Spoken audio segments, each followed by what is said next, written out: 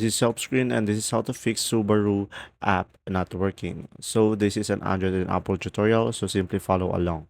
So guys, today I'm going to show you three possible solutions in order for you to fix your My Subaru application. So first is go to your Google Play Store guys and search for My Subaru.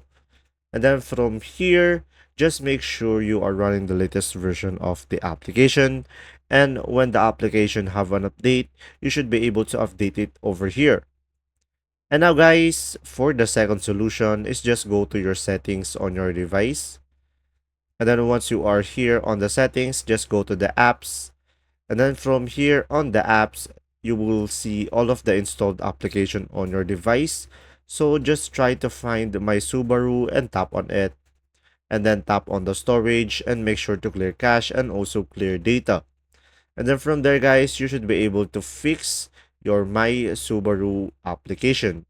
So guys, if the solutions I provided doesn't work, all you have to do now is try reinstalling the application on your device. So first, uninstall My Subaru on your device.